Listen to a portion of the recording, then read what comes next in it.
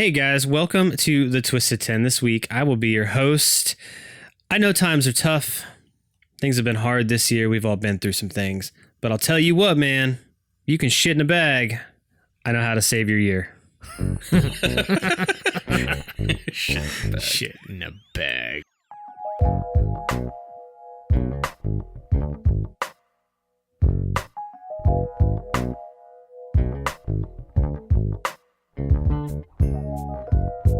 And welcome to a very special edition of the Twisted 10. What? Sitting in studio with my boys, Ron and Josh. What's up, fellas? What's going on, man? What's up? So why is it such a big Twisted 10 tonight? So there's milestones that podcasts hit.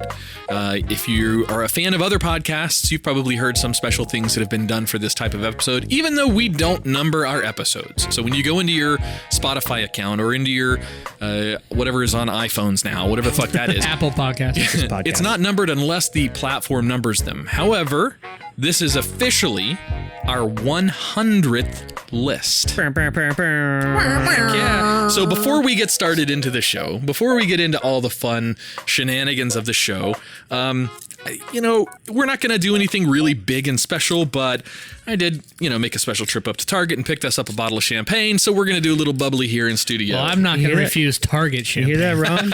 He went a mile and a half on this endeavor. This is the finest Martini and Rossi Asti champagne that Target could sell for 2 for $1. Are you actually going to drink this with us, or are you just going to pour it and watch us drink to see if we do it? Throwback. No, yes, I will be drinking this with you. That was a throwback to which episode was that? I don't remember. It was Colts. Colts. It was, let's see, that must have been, 4 or 5 weeks ago now? Something like 4 weeks. Let's see if Adam can open up this bottle of champagne and not fry the mixer. How about Champagne. That? Oh, that would just suck. Pop it into that tapestry up there on the ceiling. That's a great idea. Have you ever used the towel trick? Yeah, but I like the thing shooting off, going all sorts of crazy directions with a chance of breaking something. It adds tension to the room. So while you're doing that, I'm going to tell you something really exciting I did today. You might hear it pop. Yeah. Go ahead there, Ron. I whittled a pen. Here we go. Oh yeah.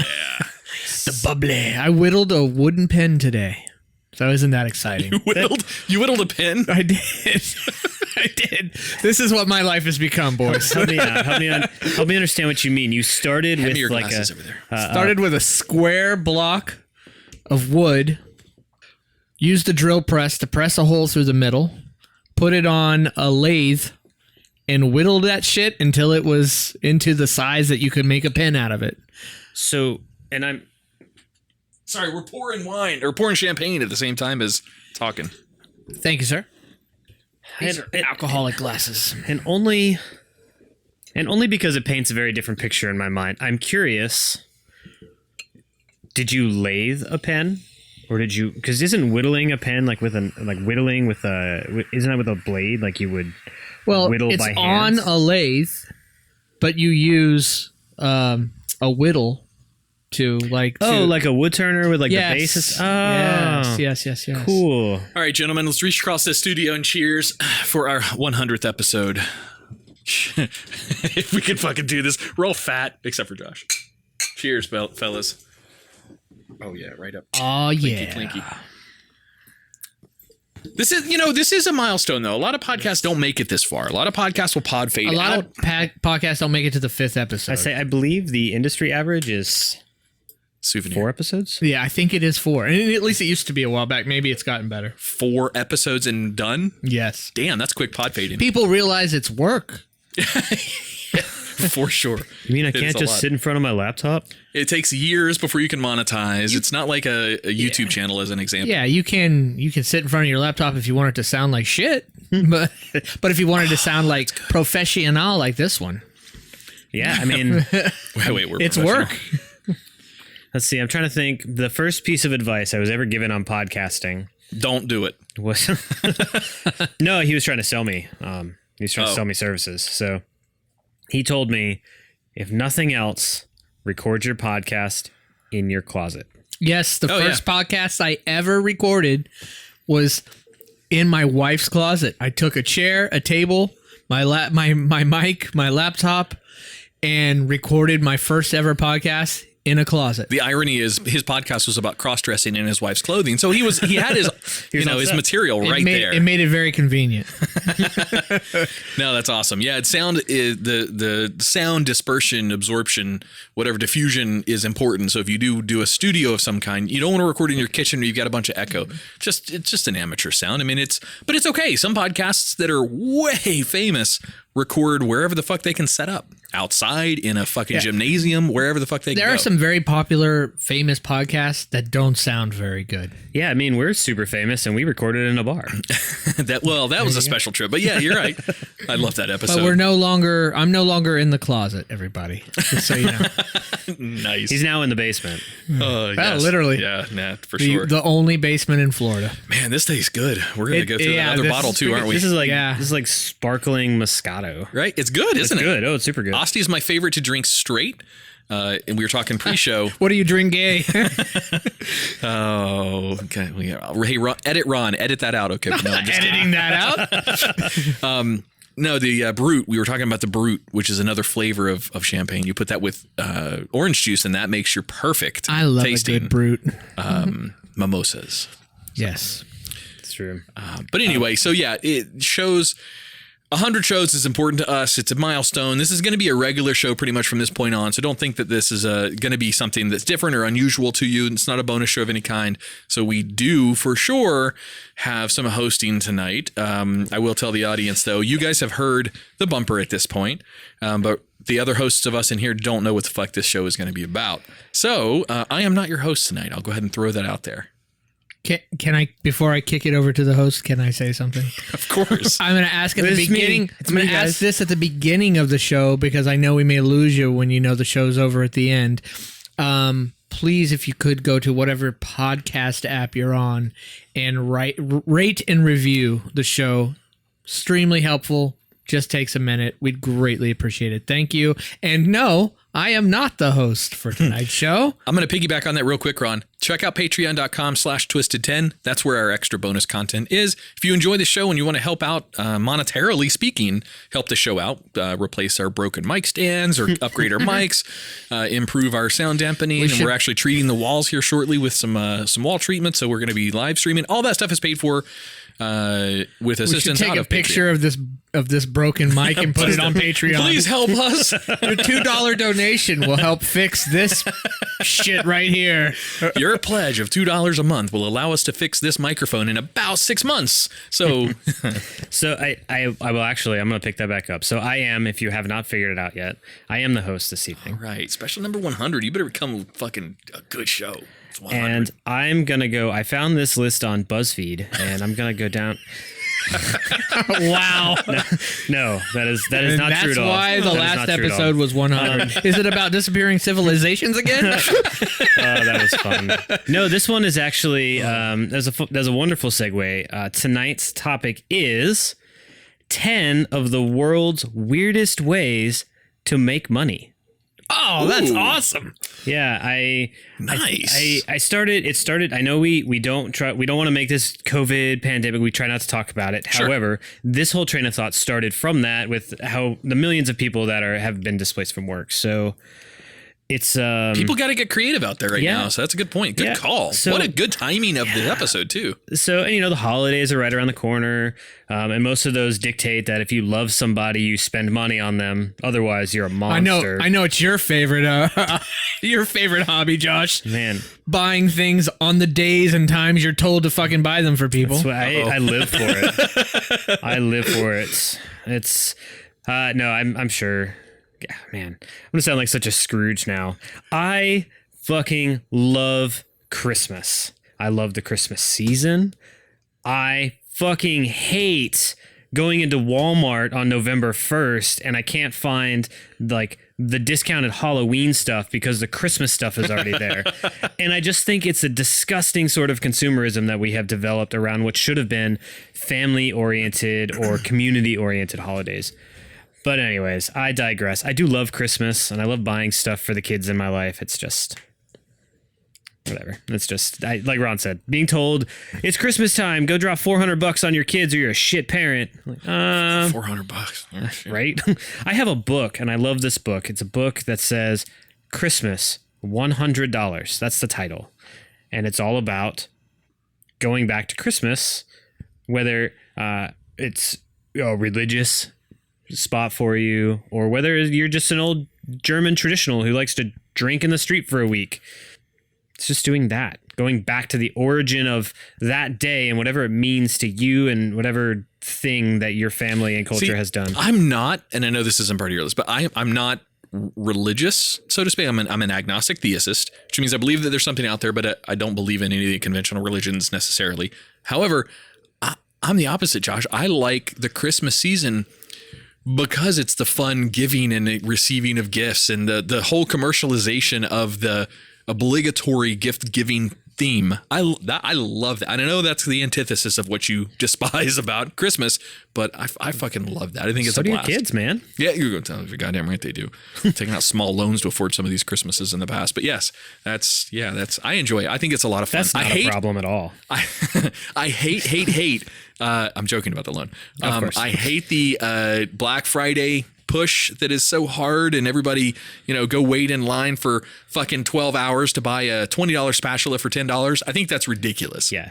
I hate that on Thanksgiving Thursday at 3 or 4 o'clock in the afternoon, I have people in my life that cannot wait to go shopping. It consumes their desire that they no longer pay attention to I have a relative that's that way as well. She will go out of her way. The only time in the world she ever gets out of her fucking house. However, she will go out of her way to go and wait in line on Thanksgiving evening for the Black Friday sales. It's ridiculous. Instead of spending that time with the family, the nieces, whatever. Well, over the past probably 3 years now, Thanksgiving sales stores have been opening at 4, 5 o'clock on Thanksgiving Day, that's forcing the employees to work in the morning. Now they can't even enjoy the morning with their family. I'm not so mad at the retail stores for doing that. It's not the majority of the retail stores out there are only responding to the drive.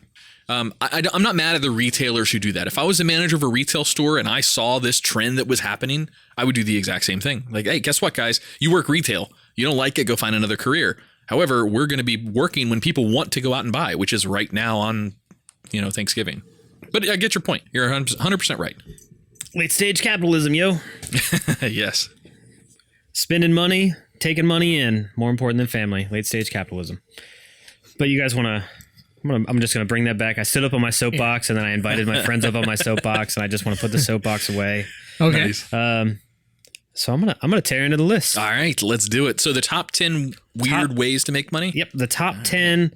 I mean, the title that I gave it is Weird Ways to Make Money, but I embellished, of course. These are all things that are happening in the world today. These are things that you could do today to go and make some money. Sweet. Some of them are jobs. Some of them are like gig economy. Some of them are...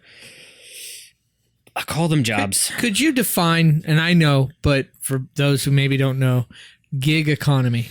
That's the really informal way to say personal contractor. Just if you get hired to go and play music at a gig, it's kind of the origin of the term. That's where you get your gig economy. So you're just kind of brought on to do the thing, and that's it. It's not like a job. It's just like I fix computers on the side. If someone calls me, that's a gig. Hey, that's definitely, when you're fixing computers, definitely a gig economy. Wow. Gigabyte. Wah, wah. First bad joke of the night. Very good, Ron. We appreciate that. Thank you, sir. We just started drinking. Don't cut that out. No, God, no. All right. Number 10. Number 10. Life coaching. This is, I started lightweight, so I want to emphasize life coaching in particular. Now, there are plenty of very easy to understand the value coaches out there, professional coaches or interview coaches or a workout coach. These things make sense. Life coaches is the most modern solution to a modern problem I can think of, where people are just so unsure what to do with their time that they pay somebody to say, do this with your time. So I looked it up. PayScale. PayScale says as a life coach, you can expect to make full-time $26,000 to $92,000 annually. That's not bad. That's what I'm saying. I mean, 26 is kind of on the low end. That's minimum wage basically at this point, but 90 grand for being a life coach ain't too bad. Yeah. And then they had, it wasn't on PayScale, but it was from, I wish I could remember where I saw it, but it was a blog, not like a formal income thing, but life coaches can make anywhere from $50 to $500 an hour as like consultants or the gig economy. So is this the guys like Tony Robbins, the motivational speakers, that kind of life coach? Is that what you're referring to? Or is this more like one-on-one solo or small group encounters? It is one-on-one in that sense, but it is, Tony Robbins is a great example where he makes people feel good and want to take action and do things and reach out for their goals, whatever those are. That sort of personal empowerment type of thing, that is a life coach. Just one-on-one life coaching. There are no certifications. There are no qualifications. You can go. That was the next question: is what are the requirements to start earning money? There are none. There are some universities have gotten on board with it. South. I should have written it down too. I don't have it in my notes. One of the South states, the state university in like South Dakota or whatever, they have a program for generalized coaching. So it's not so much that Tony Robbins life coaching sort of thing, so much as, okay, you want to help somebody do a thing. Here is a curriculum or a certification class that shows you, I want to help Ron learn how to be better at tying his shoes. Well, it's steps between. Your shoes are fine. They're tied fine. I just like, are they untied? Or I look down at my shoes like, are they all untied? Like Ron, for the audience, Ron is wearing some old Velcro Asics in the studio. I'm wearing some SAS, not Asics. No, so it actually, as a curriculum, it makes sense. It was designed to be something where, like, I'm sorry to pick on you, Ron, but if I want to help Ron, I'm not, tie his shoes better, I have to, start with defining what he's trying to improve. Tying his SAS is better. Cool. So then I take that, and then it ties into, all right, well, how do you turn that into an action plan and stuff? Basic project management, really. But anyways, it's a certification track that is around. That's amazing. So it's my experience. So I went through some self-help stuff. So I downloaded and listened to a lot of audiobooks, read a couple of them, even though I don't like reading. I absorb much better because my mind wanders when I read. I absorb much better when I listen to audiobooks on long trips. It's just preference. But I went through a time where I was fired from a job and my wife left me. So I was in a pretty rough patch and I wanted to listen and improve, myself, my overall outcome on life, things like that. So I listened to a couple of those books on self-help, and I'll be honest, they were really motivating, really encouraging. None of them were written like the sales pitchy sound of a Tony Robbins standing on a stage saying, you can do it if you put your mind to it, or whatever the fuck he says.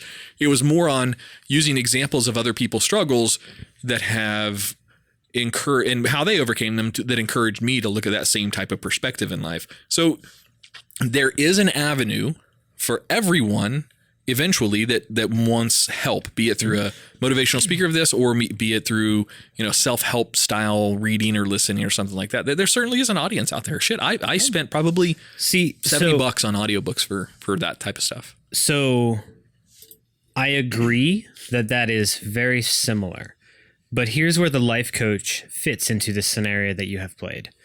You hire a life coach. Things went south. I'm in a bad spot. I'm not happy. I want to fix that. You hire a life coach. Life coach says, hey, go buy these $70 in audiobooks. Listen to these and you'll feel better. That's so it's the middleman. Right. That's the life. Just like that's what you need. So I'm not, it's fine. I'm not saying that it's without value, just that it's fucking weird. But I grew up in a time where, like, I'm bored. I'll Google something. Yeah. I've been taught to, I don't know. Anyway, so that's just my mindset, but interesting. So yeah, number 10, life coaching. Number 9. You may have heard of this profession. It is the Oshiya in Tokyo. Bless you. They are the train pushers. Do you know of the Oshiya? What? Oshiya. I do not speak Japanese. I'm doing my best. But the Oshiya train pushers. Now, this is a group of, at least from the few videos that I could find, of men that they work at a train station. And their job is, as people during rush hour are getting on the train, is to get at the back of the line and fucking push everybody in and cram them in. No personal space. I was picturing literally them pushing trains. I know. That's what, when I saw that header, I said, I have to know. Shit. They don't push trains. Their job, and the people too, it's the culture in this area. The people as well are like straight up just pushing, just like grown ass big dude gets in line behind this little tiny Japanese woman and just both arms on the back of her shoulders pushes her into the train. And when I say pushes her into the train, I should say pushes her into the back of the dude in front of her, subsequently pushing the stack of bodies into the train. God, in our society that would never work because everybody's too litigious. And this sounds like a really bad job for right now. Yeah. In this for world? COVID? Yes. Yeah, that's a good point. This sounds like probably not a great job. I don't know if they're still doing it right now or not. Oh yeah, no, absolutely. Wow. So no social distancing or anything going on there? Okay. Is that a profit-driven thing? Are they operating trains on a profit margin? Probably, I would assume, yes. So the trains in Japan, unlike trains in America, they run with such precision that they can receive and send off trains. There's probably a better word for that, but receive and send off trains at like the 45-second mark. They do their trains down to the second. Damn. So, and these people, I should say, it's the weirdest part of their job, but they do also function as a sort of platform conductor or platform help. They can point people, and their job is to just keep the platforms themselves running smoothly. So they do also, hey, where's platform, whatever, and, go there, whatever, helping people do that kind of stuff. But then when one of them train doors are closing, cramming people into the point as the doors are closing in, they're like pulling the doors in and like just wedging people in as they're like pulling the door. That's amazing. So what would happen if they were pushing a crowd of people in and the train was supposed to leave? Would it not leave until the doors are closed, or would they just start taking off down the tracks with these people halfway hanging out the doors? I don't think they're going to let people hang out the doors, but I do know that if it gets close enough, they'll also grab a person by the collar and pull them away from the door because there's physically no space left. That's amazing. So I watched them push old people into a train, and then I watched them pull young people out because it's Japan. Of course, you let the elderly go. So it's a weird way to show that courtesy, but they. Could you imagine, like, we've really got these trains running good. What do you think could really like bring? We need to improve operations around here. What do you think could really getting together? Let's get some fat sumo dudes. Just push motherfuckers in there, pack them in, pull them out. I think that'd be perfect. And people thinking, that's a pretty good idea. I think we should go with that. That's crazy. What I like to imagine is that this is something that was born out of a sort of air quotes in the studio necessity at this train station. So I think so many people were in a hurry that they started shoving themselves into the train. And there was probably just one day, there was one of these Oshiya train what are now the train pushers, that was just so fucking hands up in the air over it. He's like, I don't give a shit. He's just get in there, just start wedging people in. He was just over it. And they came to him and they said, hey, I know you probably think you're about to get fired, but I have an opportunity. Yeah, we'd like you to head up our new division of train pushing. So it's just, find yourself in Japan. You can get paid to just sardine shove people into trains. That's not like a line I would want to wait in like a Disney World. That one I think I'd skip. I think I'd, take a longer method of travel than getting on a sardine packed tin can. I'm not claustrophobic. However, that description you just gave me makes me feel claustrophobic. I'm not, never have been it, but I feel it. I'm like I'm just anxiously nervous thinking about that whole situation there. That's just awkward. I don't know. I think what would really get me the most about it is because I'm in the same way. I'm not like claustrophobic. I am like the small space thing doesn't get me. It's when it's combined with an inability to get out. Sure. That's where it gets my anxiety. So like the idea of being shoved that close to other people, not uncomfortable. Being shoved in the center and no way to get out. That's when I'm. Did your research show how long these Oshiro folks have been operational? How long have they been doing this job? The reason I asked that is a couple episodes ago, we talked about some disasters, like a couple cults, like the one cult, I don't remember their name, but they set off those nerve agents on the Japanese subway systems. Oh man, so I was curious to see. Train. Yeah, right. Wait, that's morbid to say. It is an awful things to say, of course, but man, I wonder if they were around back in those days. Yes, your bag is smoking. I see it, but get the fuck on there. I'm gonna shove you in with my boot. Oh Jesus. Man, so the Oshiya or the train pusher. Man, that's bizarre. There's videos on this? Yeah, absolutely. All right, I'm gonna have to go watch those. Yeah, I will and laugh. Oh. Yeah, when we for those of you on the live stream, we'll throw a link to that video out when we take a break here in studio. There we go. Yeah, if you're out on Discord, that's where that'll be.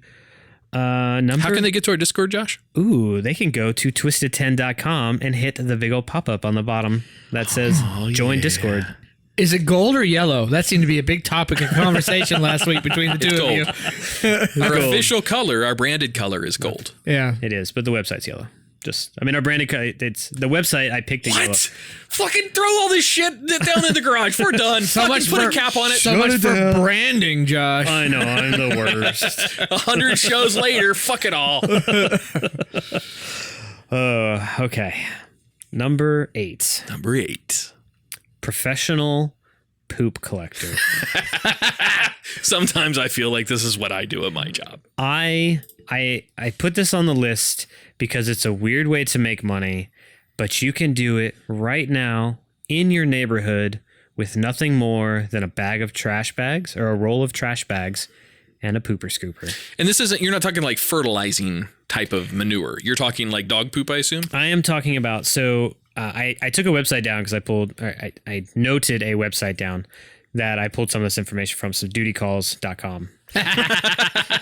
So as a service, it is $12 a visit from them. They operate in select cities, but the idea is that you can go out on Craigslist or Facebook Marketplace, whatever, and you just find these, I don't even say affluent, I'm just going to say not concerned with cleaning up their own dog shit kind of people. And they will pay you to come out to their house and pick up dog shit. Oh, you wander around their backyards or something and pick up their dog shit? It makes total sense. It's very practical. I mean, I just pick up after my own dogs, but like if you're the type of person who just has like a big backyard, this is where I don't like translate. When my dog goes in the backyard here, I don't give a shit where he goes. It doesn't matter to me. He's just going to do his thing. We have so much other animals back there. Something else is going to eat it. Yeah. You've got kind of a unique example. Because you have like 1.5 miles of property. This fucking estate is so large. We have a fucking lake down there now from that hurricane or that tropical storm or whatever that was. I think it was a hurricane when it passed us. It was kind of a joke. Edda. But yeah, so where I see a pretty viable and practical application is like, let's just say you had a yard that was more fenced in. You didn't have the wildlife. Stereotypical cookie cutter. Yeah, and and your dog goes out there, you don't really use the backyard, it's just kind of the space for the dog kind of thing, and then you're going to have a house party. Oh no. Duty calls. You could take the 20 minutes it would take you to walk around your backyard, or you could do what so many other Americans are doing these days, outsourcing everything from their grocery shopping to their, you name it, it's being done for you on the internet now, including picking up your dog shit in your backyard. That is fascinating to me. Yeah, and honestly, if I had like a last minute party and a ton of shit to do, $12 is not. It's not so bad. That's a good point. Do they operate here in Brevard County? They did not. They also don't have an affiliate program. I tried. They don't. I can't push them anymore. No, they don't. They're not in Florida at all, actually. But it's not to take away from their business model, but it's not. It's very, very easy to replicate. So of course, they've got the great marketing channels and blah blah blah. Let's call ours pooper scoopers. That's what I'm saying. I think that's copyrighted. Damn it. Too, if you think about it, to get serious with it, jobs like these are what starts to appear the more split in their bigger gap there gets in our classes as a society. The more jobs like this will appear. People who have enough disposable income to have somebody just come pick up their shit. I see what you did there. And people who desperately need jobs enough to go pick up somebody's shit for $12 an hour. Disposable. Disposable, I see what you did there. yeah. So what happens with the poop? What do they do with it? Oh, I'd probably throw it away. Do they? Is that would they? I mean, because it could be, if it's animal feces, it could be recycled and turned into compost or fertilizer. It's true. There might be some sort of, green emissions credit as a business. I don't think Is there a brown emissions credit? Yeah. Come on, too easy. That was awesome. It was a horrible joke, but you guys laughed at it, so I win. Garbage, recycle, shit? Is that going to be the third container now? I mean, I now that you say that, it wasn't something that I had considered. However, it makes perfect sense that you could go to somewhere that, when I say make fertilizer, it's not like they just poop in bags. Like, they take poop and then they treat it to make it fertilizer. So, that's what they do with cow manure. I mean, that's what I'm saying. So maybe there is a donation. We're in a different culture than like my wife's relatives in Oklahoma. In Oklahoma, they have these, several 1,000-acre farms, and some of these farms are, plentiful with herd animals, cows or sheep or whatever the fuck they've got up there. They have people that do come to their farms to collect all the manure and reutilize that manure into fertilizer for their same farms. They resell their shit back to them. It's an amazing economy. Absolutely amazing. I'm sorry. Right? It's just such a amazing name. Oh, that's cool. Awesome. I don't want that job. So far, I'm thinking about would I want to do any of these jobs. So far, out of the three, life coach would be the choice, which life coach almost sounded more like a continuation of your last list, pseudosciences. True. As much as an actual job. But hell, if you can get paid to do it, it's a job. It really doesn't matter what it is, right? Hey, that's a good point. So number 7. Number 7. 7. We have 7. What about 6-minute abs? Sorry, I've been thinking about that all the time. Yeah. Nice. Sorry, we've been watching the same movies too many times. Yeah, I'd say so. So number 7. So it's not on this list, but we all know, like, go and be a medical research patient and they'll give you money to run. Like, yes, whatever. When trying to research this particular topic, that was on literally everything. They're like, just go call a hospital. They'll give you money to poke and prod at you. Well, I came across this one, which I thought was a nice application of that, slightly less invasive. You can sign up to be to be part of a pool of people that medical schools will use as artificial patients. Oh, this is from a Seinfeld episode. Artificial patients. Yeah, where you're acting and you're faking the symptoms and they have to guess what it is? Sort of. I'm sure that's probably part of it. I mean, Seinfeld didn't make up the profession. No, I just said this was in or from a Seinfeld. Okay, this was in a Seinfeld episode. Is that more proper vernacular for you there, ass clown? No, yes, it's correct. Ass clown is number 5, Ron. Damn it. Damn, I'm totally blowing this list for him. No, so it is, like you said, it is mostly an acting type of job, but it makes $15 to $20 an hour. And depending on what they need, they might need someone who is unhealthy, skinny, or underweight. They might need someone who is legitimately unhealthy, obese, someone who's got one arm missing or whatever. You just go and you sign up. But if it's acting, could I go in and pretend to be the unhealthy, skinny guy? Maybe. Gonorrhea. So it's another one on that's another freebie. Interesting. $15 to $20 an hour to go in and pretend to be sick. That's it. Yeah. And it's not like you're not trying to like trick the medical students or anything. You're just like, all right, cool. So his arm hurts and his bone is protruding from his elbow. So it's teaching them to symptomatically treat patients as opposed to real world scenario type of situations. Yeah. That's cool. They've done some of that stuff in some of our past jobs. Like we've worked on airfields in the past, and we've done these safety stand downs occasionally. And it's where they shut down the entire operations for an entire day, and they will do different activities. And one year they happened to have a catastrophe stand down where we all were assigned a role, and you were given like fake paint on your body where you're supposed to be injured, and you would go lay on the airfield literally next to a helicopter or wherever the fuck they placed you to portray that role that you were given. So it was more about teaching helping our medics and helping our crew chiefs and all the guys that would do the search and rescue style stuff. It would teach them how to respond faster, but it would also show the other people that were there what our guys actually do. That was a lot of fun. So similar to that, but I didn't get paid for that. I mean, I guess I did get paid for it, but That's true. We did get paid to sit around yeah. and be a guinea pig. Yeah, until you get like thrown on a stretcher and in a neck brace. Yeah. That shit hurts. Like They tried doing Stabo operations one year. Stabo? You know what Stabo is? Stabo is it's during search and rescue operations. I sound like fucking Cliff Clavin. I'm sorry, I don't mean to. Nami. I want you to say it like that. Nami. Nami. During search and rescue operations. I'm not good at impersonations. Anyway, the Stabo is when when a helicopter uses a suspended rope. And then they hoist you up, they put a harness on you, and they lift you up with that rope, and you're literally hanging from the bottom of a helicopter as they're taking you to safety. Like literally hanging there. Some of those are also when they pull the helicopter basket up. That's also similar to Stabo type stuff. But anyway. I was just laughing because I handed him the bottle to give him the rest. The rest was like 4 drops. Gotcha.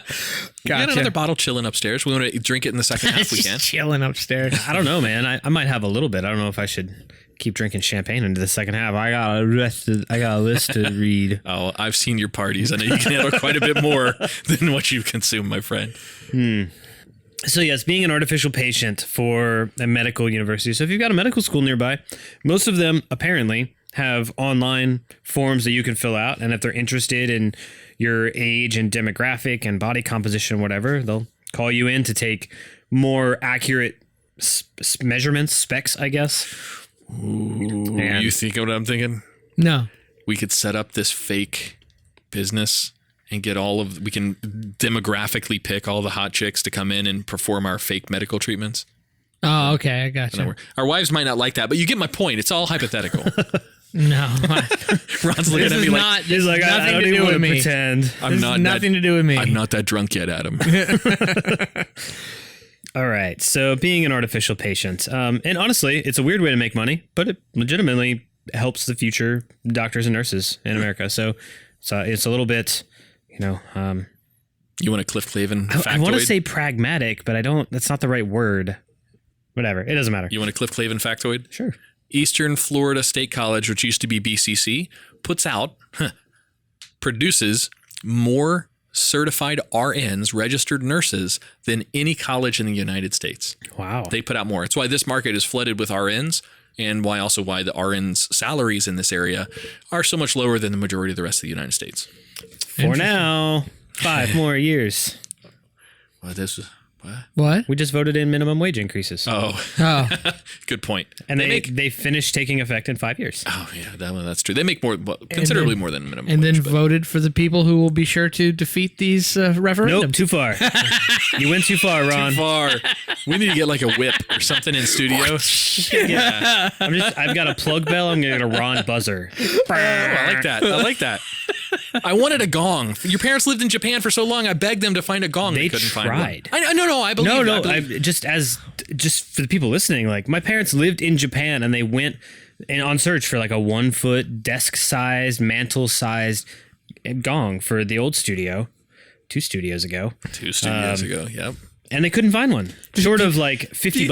I'm getting a big 10-foot gong in here. Do you think the fact that they were looking for this gong in Japan and couldn't find one ended up being like some kind of like racist thing? Like, no, it's a heritage. It's not. Do you have a gong here? Fuck you! It is. I mean, that's culturalistically appropriate in that part of the world. Or is it? I think it is a Japanese thing. Or is it the fact that they couldn't find one like a stereotype, some kind of racist stereotype? Fucking fat Americans.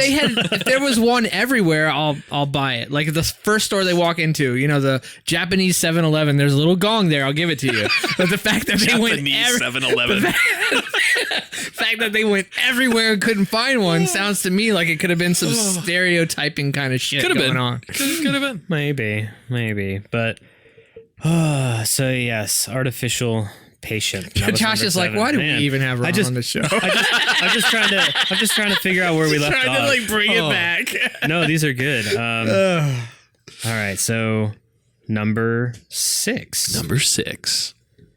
Become a rental friend. I watched. I totally get where he's going with this, and that's hilarious. It is. We have a friend who could use that. Never mind. It is 100% platonic and non-sexual, but Did you very, say very real. Platonic? Like plate Plate tectonics? tectonics. Did a little bit. Platonic. Not platonic. Chris, I guess it's I don't think Josh liked me asking him that question. I'm sorry, Josh. I didn't know how to You respond. totally said it right. My bad. I'm an idiot. Continue on. How do I? No, I didn't say plate tectonics. No, but it sounded like you said plate. It's not important. It's Continue on with number 6. The irony of Ron platonic? correcting how something is pronounced. I know. That's Corin. funny. Corin. Oh, Jesus. Did you read the Corin? No, being a rental friend. I found a website because it blew my mind that this was touted as like a very prevalent thing. And I said, a fake picture, you can go on Tinder and you can have a rental friend in a few hours. And some benefits. And it's so I found it's called rentafriend.com is the website. They are very upfront about the fact that it is non-sexual and very consensual, and it's just like you sign up and people who just don't want to do things by themselves will pay for your time to go sit at a bar and have drinks, or go, and that sounds even more date-like, but just go sit somewhere and talk, or go out to concerts, or like go and do things if you just want to do things with somebody. It's Rent a Friend. Okay, so It's like if I was going to a chamber event and I didn't have anyone that, wanted to or was available to go with me, but I needed to show maybe some DHVs, some demonstrations of higher value. I could hire this Rent-A-Friend to come out and pimp me out the whole time. This is a non-sexual version of an escort service. Escorts are non-sexual, sir. Yeah. My ass. This is a no benefits at the end version of an escort. Now, is there service. a caveat on that website that says if something does happen that's consensual between the two friends, then that's up to them? Is that? I think not that I saw. So they were very clear in their writing that it was, again, non-sexual. Not even innuendized. Yeah, that makes sense. They made it very like, again, this is like liability, I'm sure.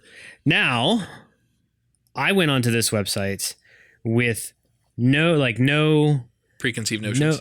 No, I went in with preconceived notions. Oh, okay. I went in with no browser history to guide this.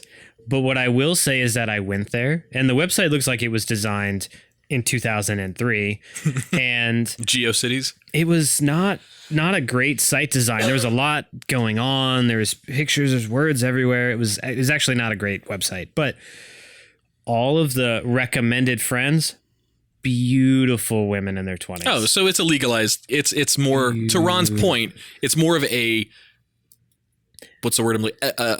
Etiquetely correct, not etiquetely. God damn it. Politically correct escort service. That's what this is. Yeah, and even though escort service is not sexual, that's really what you're doing is you're hiring an escort. That makes sense. I went down a little bit of a rabbit hole, and I'm very, my jokes aside, I am very confident that happens through this service.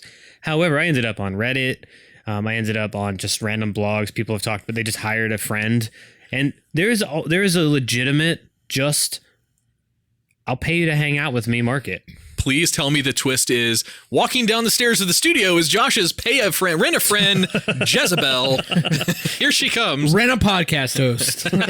Ron, you've been replaced. Did it say anything about the cost of this? So it's up to the rental friend. $69. The highest number that I did see though was $50 an hour. Oh, And if not someone's crazy. looking for $50 an hour, then they're doing it wrong anyway. So I don't. But then they get together, they're like, hey, well, now that we're here and you paid $50 for this martini with me, check it out for $350 more. Yeah, just like the hand job, but it's all under the table. The escorts don't make, I don't know that they make anything of the actual money you're paying to the company. All their money is then, I've always had to write a separate check to the girl. That was a joke. That's Sorry. of We course both it is. laughed. No, I know you guys It laughed. wasn't. It's not just a joke. trying to I've seen the check. tell the world. Understood. He gets receipts. Gotcha. But yes, that was number 6. Be a rental friend. Man, I'm going to go check out this website. If it's driven towards picture-based friends, then it's an escort service. If it's just listed as what kind of friend do you want, what are your hobbies, what are your likes, what is the event that you wanted to do, then that's different.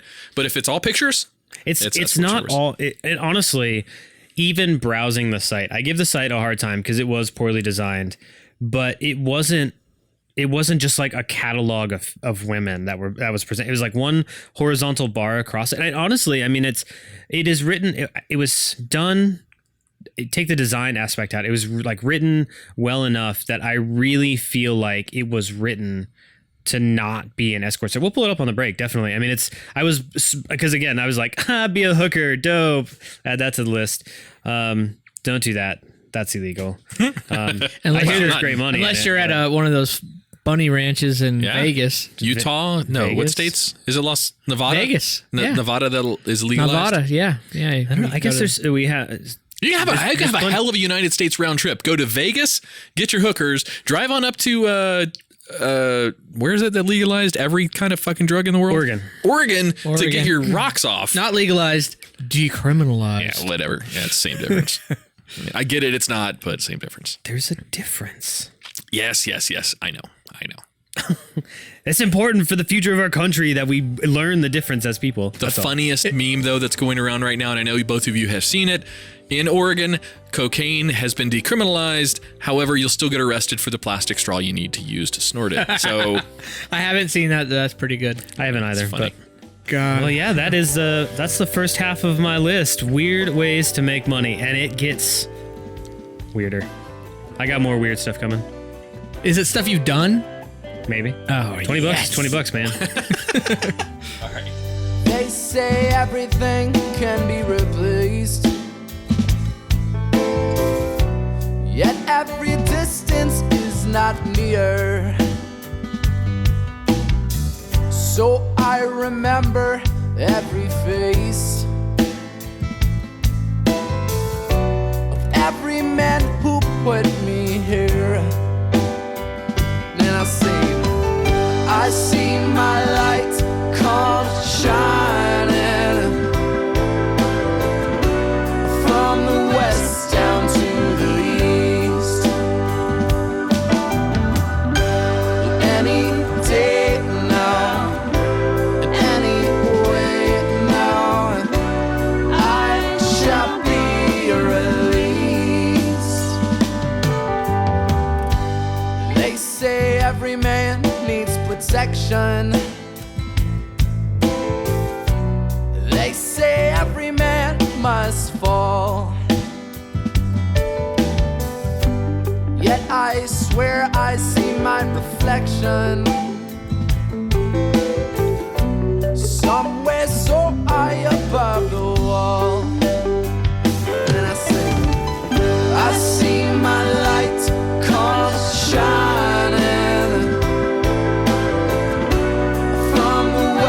down to the east. Any day now, any way now, I shall be released.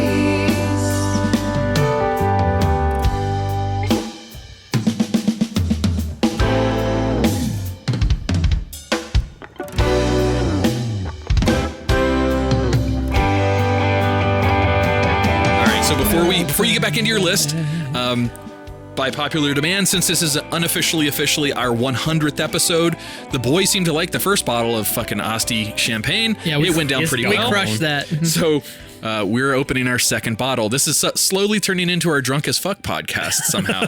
I don't whiskey episode, champagne episode. I'm just gonna do an episode on vodka. All right, here we go. Here goes the cork. I'm so nervous. Don't blow up the mixer. Come on. Failure to launch. Oh, yeah, there we go. Oh, beautiful. Ron, you look so nervous. I don't know. I was like nervous this is going to shoot me in the face. Let's see if I can get this on mic. That's what she said. Oh, yeah. This sounds like a Coca-Cola commercial. Always Coca-Cola. Coke 45. In Oregon, always Coke Okay, here. And heroin. And mushrooms and acid and yes, everything else. So are you making fun of... I need to ask you, are you down with what they're doing? Are you against what they're doing? No, because it got voted in. And here's why I say that. If I'm opposed to it, I support it. I'm not, though. But if I was opposed to the idea of legalization or decriminalization of all level 1, yeah, I know the difference. It's a got him. I get it. It's very close. It's fun and sassy. That's all. I don't think that it's wrong per se. I think that, you're a fucking grown ass person. You should have the choice to be able to do what you want to do with your body. I get that. However, I support it because the majority of Oregonians, what do you call them? They voted it in. So guess what? The Oreganos? the majority of the Oreganos wanted it. So guess what? Whatever. Fuck it. It's there. It's in. Oregon is becoming a great test case for let's test to see how was it that autonomous zone or what was that thing called? You were all about paying attention to that for a while. So yeah, let's test to see how that would work. Now let's test to see how they're a good test case to see how shit would go down. I guess so. The first one didn't go so well. So let's see how. So let's not go down that road. And let's do a quick recap. That's fine. Yes. I'm telling you, I need a Ron buzzer. This was my idea. I brought this up. I know. I'm just pour your shit. I don't want to be the only one drinking over here. All right. So I'll do a quick recap. So tonight's list: 10 weird ways to make money. I'll save you some, Ron. Don't worry. Yeah, I didn't save you any. So. Josh with the healthy pour. Yeah, I got time. This podcast in no way is sponsored by Martini and Rossi, but we are drinking a Martini and Rossi Asti champagne. But if you want to, yeah. We'll take the money for sure. All right. So 10 weird ways to make money. So number 10 was life coaching. Number 9 was being an Oshiya or a train pusher in Japan. Number 8 was a professional dog poop collector. Getting paid to go. Could you get cat, or was cat poop less money? I suppose you could. They bury it. It's hard as hell to find that shit. I don't know. That's a good question. People will pay for anything. They'll pay for life coaches, so I imagine they'll pay for a cat box scooper. That's along the same vein. Number 7, artificial patient or an actor patient. Number 6 was being a rental friend. Being for institute. For institute. Awesome. All right, so tear back in. Number 5. This is the profession of moirologist. Moirologist. It's professional mourner. A mourner or a professional whaler. Oh, mourner. I thought you said like a moil. Moir. Like moil. I thought you were saying moil. I thought you were as saying well. moil. Okay. I was that is a job. That's a weird job. Yes. A morologist. You sound drunk. I don't know how to pronounce this one. So this is actually one of, if not the oldest professions on this list. In parts of the world, this is a very real profession.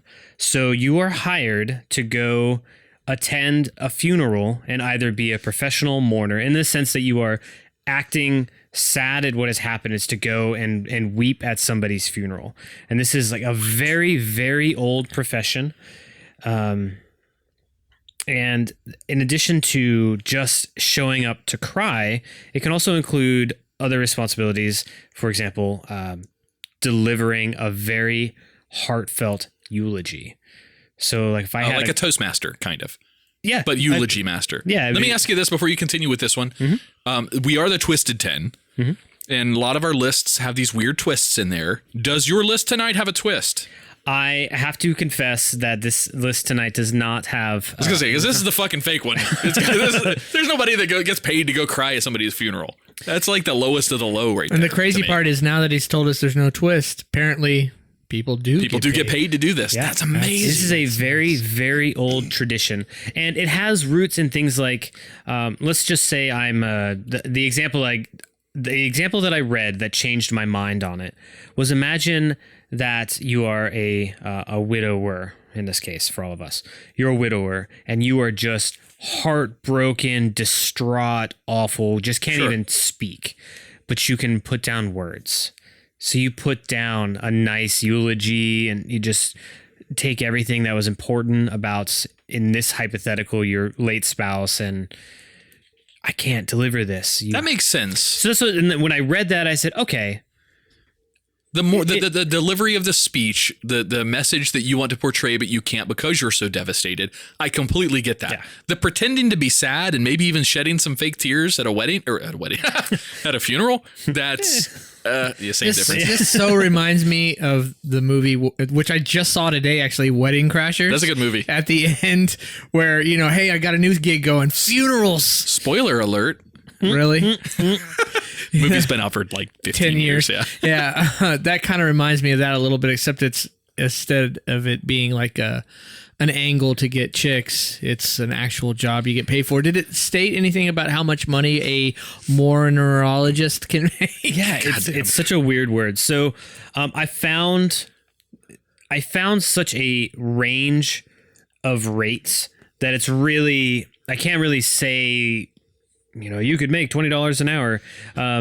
But that did come up quite a bit. So you'd go to like a wake and you'd speak and you'd be publicly sad and then you would leave. So it's like $20 for an hour. But you have to have a certain acting skill set, right? You have to cry on demand and like that kind of thing. So what we have here is being what was it called? The train pushers? Oshia. Okay, bad job during coronavirus. This probably a little bit more profitable right now. Just saying. Wow. Oh, did I get dark? Wow. But I mean, it's a dark topic, so it is okay. inherently dark. that's all right. Yeah, I gotcha. Yeah. I mean, but it goes back apparently thousands of years. It's just strange. Why would you need it? Well, imagine if you lived.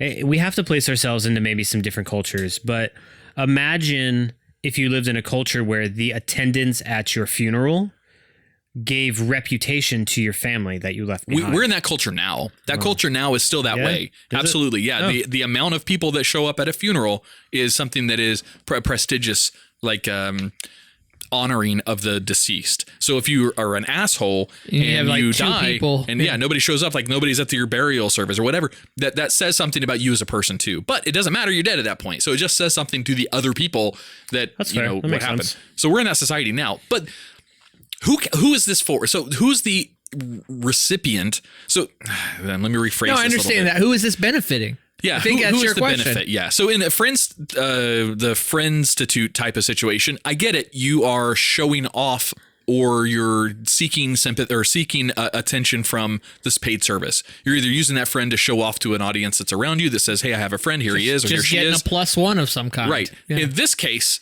who is receiving the benefit of the accolades for the dead? Who gets that? All right. I don't know. This might be rhetorical. It's- You may not know that. It's not quizzing you. it's the family that hires you to go and mourn this person at their funeral. They get more people there. They have somebody there who can cry and wail. Like wailing is one that came out in particular. It was a professional being a professional wail, like a wailing crier. So let me get this straight. I hire a professional morologist or morologist. I think you might have done it. Morologist? Morologist. I think that's it. All right. So if I hire this professional morologist to show up and I say, and they come, they sit down. We haven't signed. The ink is not on the paper yet. So they come to me. My whatever spouse is dead. Show me your cry. Yeah, they're sitting across from me. You see where I'm going with this? I see where you're going. All right. Look, your rates are a lot more than Bob's Moorer service down the road from here. Why is that? Let me see what you got. Let me hear them pipes. Okay, you got the stuff, buddy. You got it. You are my man. You are who I wanted there. Look, here's why I need you. That. It's such an awkward situation. Uncle Jesse died. Nobody liked this fucking guy. Trust me. I need you to just go there and cry. Like, make it seem like we give a shit. Make a scene. Not kick over the flowers. Hug the casket. So they don't notice that we're laughing our ass off over in the corner and just can't wait to get to the food at the end. Oh my God. If any listener ever of this show can get us a after show interview with a morologist, I would fucking love that. I would want an example because they have to be actors and improv skills, so they would have to know how to do that. But I would want an example. But we'll give them plugs. We'll give them whatever the fuck they want. but I want that interview. I want the stories. How does that whole situation go down? This is a fascinating. How does it live in modern society? Yes. Like, where are you in the developed world? Who's hiring you to go cry in their place? Man. Yeah, it's a wild one. Can I? Oh, see, you need to combine two of these. You need to have the rent-a-friend that is also a professional morologist. So when you get fired from your job and you have nobody to go hang out and drink a beer with, you hire this guy. He can do both things right at once, buddy. Go cry in your beer and be your friend at the same time. Nice. That's he's moonlighting as the morologist. I don't know. Something that it was not weird enough for the list, but I'd originally written it down, was just a general concierge, which sounds really, really fancy for paid gopher. Which, I mean, I can run to the store. You touched on it. People are paying people to go pick up groceries or walk their dogs. That's just rich people like the Kardashians. That's just their personal assistants. That's really what you they have do. so much. That is absolutely a career. If you have so much definitely. fame that you can't walk down the street to do typical daily routines like you, me, Ron, everybody does, then you have enough money to hire a I hate the paparazzi. personal exactly. assistant. Period. Yeah, Yeah. that's a really common job for LA, New York. You know, the other thing it might be kind of a cool list to do is something that touches base on, sorry, we're side tangenting, you have to pull it back in, doing a list on things like professional services like butlers. There's a Butler Association of America that I mean, it's such a serious profession and they take their skill so serious. You have to pass a college to learn how to properly be a butler. It's an amazing Butler thing to see. college. Would it be how to properly butler? don't What would the Is verb- butler a verb? Is I don't butler a know. verb? I don't know. Butlering? I'd be willing to bet that there's a Latin term for that, but I don't know it, Ron. I'm not a smartass. I don't know it. But I'd be willing to bet there's a term for it that isn't called butlering. Yeah, I don't. Now I want to Google it, but I can't. It's my list. I got to focus. Pull it back in, Josh. All right. So number 5, being a professional mourner or wailer. I'm glad you didn't go moil, though. That would have been. No, that's a weird way to make uncomfortable. money. Yeah. I guess it would qualify on the list. I think it's a weird thing. Yeah, it's I don't very know. weird. I guess. Well, Are you hungry? Yeah, you see where I'm going to the Vienna sausages. The traditional moils, the current moils don't, from what I've read, don't do that. But the traditional moils would do the whatever. Buttle. You buttle somebody? The fucking word is buttle. To work or serve as a butler is to buttle. To buttle? Yeah. I'm gonna find a way to fit that. Buttle in. your ass up to the stairs and clean that room. You're going to get mad at yourself at that piece of audio. Oh, that was bad. Yeah, I screamed at the mic. Sorry, guys. Trey just pulled his earbuds right out of his ears like, what the fuck? Fuck. All right, number 4. I hope everybody gets as uncomfortable as I did when I read that this is a full-time profession. You can go for $25 to $35 an hour, Damn. become a professional lice removal technician. Lice? Let me tell you. Okay, let me tell you right now.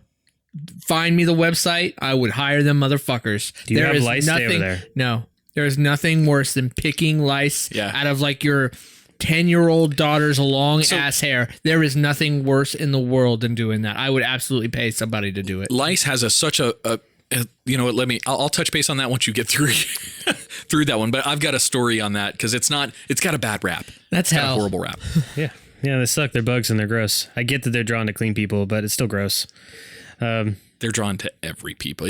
That's what fancy people that don't think they should have lice say. Yeah, they're drawn to clean hair. I get it. Oily hair they don't like as much, but you're still, if you lay in a bed that the other person has had lice, regardless of your oil levels in your hair, your pH levels in your hair, you're gonna get lice. They'll just have a harder time breeding, so you won't have as many. But yeah, if they go to every head, it makes no difference. That's true. My doctor's probably full of shit. He doesn't know what he's talking about. Hey, you know what? You might be right. I'm not a doctor. That's all I got. I don't know. I had lice as a teenager, and the doctor was like, "You guys are super clean." I said, "Thanks, I shower." I was like 13. He's like, "Yeah, I shower." And he's like, "No, you're clean. That's why they like you." He's probably making me feel better. I don't know. I think that's I what don't know. it I is. was just a teenager with lice who was just having awful ego problems as a teenager with lice. So All parents have, I say all, most parents have been through this where your daughter or your son goes over to hang out at a friend's house or has an interaction at school where they share something that is touching heads, and they're going to contract lice. It's and gonna happen. it gets out of control so fast. You damn near have to burn your fucking bedroom down to the ground to clean that shit out. But it's, oh man, that's hours of picking those little fucking bugs and using those special combs and washing and rewash. Oh, dude, I've done that before. So I pulled up a job description Yeah. for a head lice technician. These are the qualifications that Lice Doctors Lice Removal Service in Millstone, New Jersey has for an active Indeed listing. If you are listening now and you are interested and you live in Millstone, New Jersey, We got some New Jersey downloads. we do. Awesome. So, so they are hiring. So these are the 4 required qualifications. Oh, God. You are knowledgeable about removing head lice. That helps. It's a pretty good qualification for a head lice pretty removal strong. technician. Yeah. Have a metal lice comb that you will sell to the clients. You can buy one from them for $9.95, sell to the client for $20, Okay. or bring your own to sell them. They will need to have it for a follow-up. It's a requirement. A little hardware upcharge there. Sure. And have olive oil available for the job. Oh, I didn't even know olive oil worked. I didn't. I've always used that. I I always go and buy the kit at Yep. like Walgreens. Yep. Use olive oil and soak it for like an hour. And when I say That's always, super easy. twice. It was been twice with Chelsea. Yeah. And you have to have a valid driver's license and proof of auto insurance. So you Just can in drive case. there. It's not bad. Yeah, no, that's not terrible. For $25 to $35 an hour? Yep, those are the requirements. Have olive oil. Dude, that's willing good. to deal with lice. Have olive oil will travel. Yeah, it's just That's good money. it is. It's pretty solid money. It is part time though, so this falls under the gig economy thing that I mentioned Sure. earlier. But I suppose there's probably a full time equivalent to this. But no, so If you have your own business and market yourself to the right places, get your name out there, I promise you. I would, if it took 2 hours for somebody to eradicate my kid's head and the bed and all that shit, do all that, I I'd would hire pay him. $60. Yeah. I would pay $100 Oh, for yeah. that to happen. yeah, I don't want to say that any Right of now. these jobs don't have value, just that they're weird. No, it's do you definitely do for a weird. I living? didn't. I'm actually pissed off at that at this point. I didn't know that existed, to be honest, or I would 'Cause have you would've done absolutely. Oh, in a second. Yep. I remember it being a huge second. pain in the ass the one time I've had to deal with it. You know what? Fortunately, Hey. the one time. You have children. It's You have coming. Oh, yeah, small I'm sure. children. It It's is going to coming. happen, I'm and sure. you're going to hate. Of course, in our society now, until this whole thing, this pandemic is taken care of, we're so separated and we're so health conscious that might not happen as easily now. Maybe it'll just kill off all lice as we know it, and it'll never come back. It's the end of the lice as we know it. It's a French benefit. French. I like that. Sacre bleu. Like sacre Dieu. Sacre Dieu, yeah, we learned the origin. Corrected me last week. I didn't correct you. That was the origin of it. Sacre Bleu is not He's wrong. correcting you about not correcting you. That's right. He is. That's what just Are happened. we married? See what I did there? I just, when words get put in my mouth, I spit them back out. Always swallow, Josh. Always swallow. That's what I tell my wife. Oh, Anyways, we have 2 kids. So, Yes, you're going to deal with lice. You I will have deal with lice. no doubt. I'm also not grossed out by lice. The weirdest thing is when you're sitting there when you check your kid's bed and it's lightly there, it's not an infection area. Then you think back, you're like, the fuck has my kid been for the last week? What kid gave this to my kid? You do that game. You sure. and your wife will sit there and try to figure out and backtrack yourselves. Where did we go? What did we do? It's almost always school. I mean, almost with me it always. was. My stepdaughter slept over at a friend's house that was lice infected, and my friend's parents called us and said, hey, you might want to check your kid's hair. We just realized that our daughter has lice. So sure It enough. happens to everybody. Yep. Like you said, clean, dirty, Yep. rich, Everyone. poor, in between. Yep. It happens to everybody. Yep. I wonder if there is a demographic statistic. Just out of curiosity. I know everybody can get them. I just wonder if there is. Who catches lice more? Yeah. What about regional? There are areas of the country. I say we know the government did bug experiments. Courtesy to Ron. What was that called? 4 or 5 years. Oh, drop Ectology? No. drop bug buzz something. Operation Buzz. Yeah, but or there's a something? term for it. Etymology or whatever, something like that. Yeah. I know what you're talking about. You said it during your show. I did. I'm not going to remember. We're lucky I could pronounce it when I was looking at it. Let's be honest. And just to throw real quick a plug into our Discord channel for who was it that called this out? It was our boy Derek. The book suppository. Our boy Derek Squeeze corrected awesome. Ron. We missed it, Josh. We missed a golden opportunity. Ron was talking about a book repository and he said book suppository, and we completely missed it. And I cannot believe we missed that. I wish I could say Ron shoves books up his butt. I wish I could say I said it on purpose just as a joke, but truly didn't even realize I said it till he pointed it out on Discord. Another thing about Derek, he listens to our show at 2 times the speed. Oh, I can't imagine listening. This is what I said in Discord. I can't imagine listening to me at 2 times the speed. That's just got to be hard. We should just talk real This is for Derek. slow. No, I told him I was going to talk really fast like this and see how this goes. Tell me about how this. All right. Micro machines, I'm going to pull it back in. Tangent that shit back down. We're tangenting the shit out of this. So number 3. Number 3. Join a virtual case jury. Ooh. You can join mock juries online and get paid for it. So legal teams and corporations and some government, they were attributed, some government agencies at a state and federal level, as having hired virtual or mock juries. And they'll pull out of this pool of people to fit their profile that they're trying to test their defense or case offense against to see how it lands in a purely subjective, no real way to otherwise quantify sort of way. It's called jury science, actually. Yeah. There's an entire show on television about it. It's pretty fucking cool. What's it called? What show? Bull. Oh, Bull. Michael Weathersby. Okay, I know that. Yeah, I know that show. That's what that show is about. It is about exactly real what you're life talking or a about. drama? It's a drama. Oh, okay. No, it's a drama. It's a really cool show, but it's called jury science. He's like an actual PhD. Like, well, the science is real, but the show is Right, no, Yeah, I was curious if it was like a the documentary science is- about this. No, I'm sorry. strange thing, 'cause It's a probably drama, impacted probably law. in its 4th season. It's a really good show. Sorry, I didn't mean to interrupt you, but it's really cool. No, you're good. So I pulled a couple examples, ejury.com and virtualjury.com. It's free to sign up, and if you get picked, you get paid for your time based on how much money the hiring agency bids out for whatever size jury they want. Do they pay more based on your qualifications? Like if you're a doctor in something, would they pay you more for your time because of your prestige, or is it everybody gets a flat rate? So the way that it worked, as best as I could tell, they're actually really scant on details for what pay really looked like. Okay. And I use these two as my example because they were the first two that came up that weren't just obvious like trash or spam sites. They were actually well put together and presented well. But I would assume so, because the way that it seems to work is that companies, organizations, they'll pay this.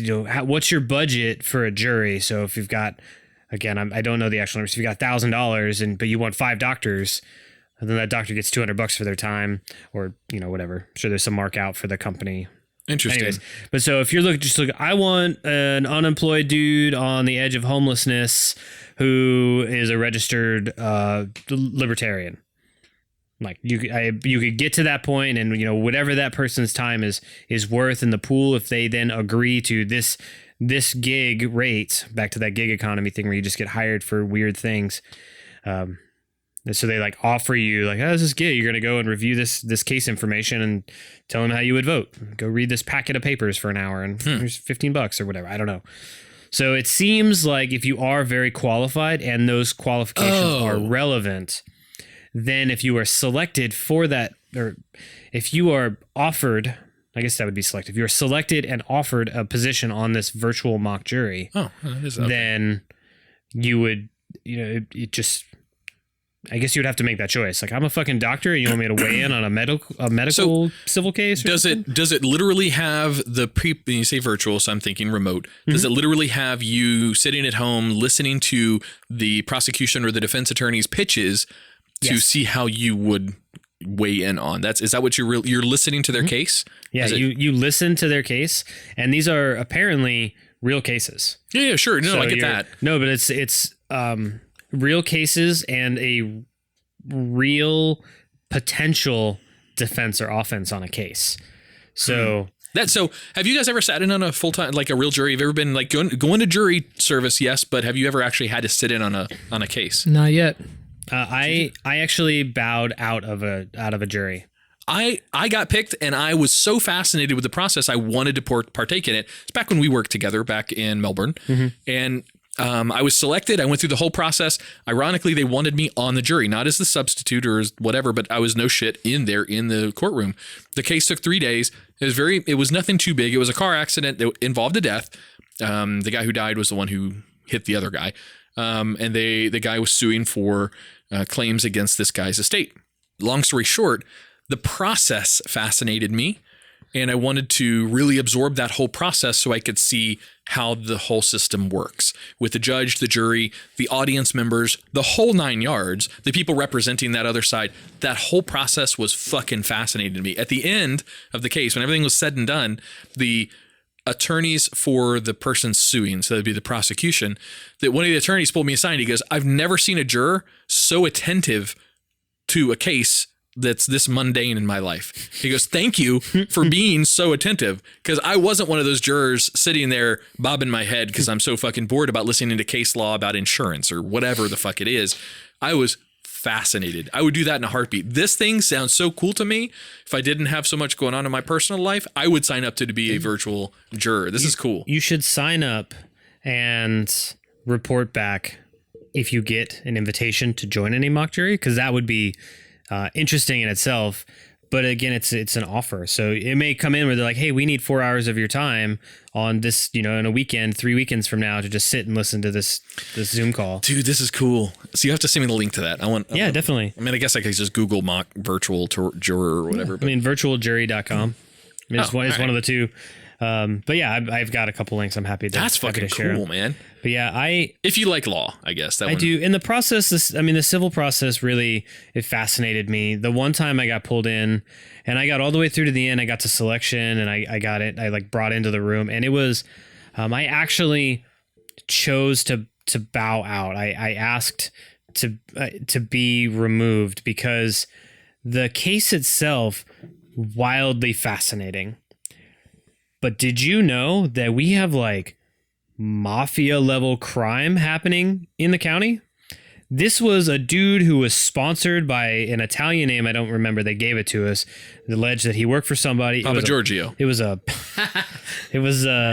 murder case at a drug deal that happened in front of the Walmart in Palm Bay. Oh, that's a jury I don't want to be part of. DEA was involved. Oh. The Florida sheriffs were involved.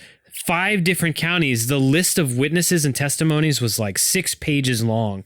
The judge apologized before he started.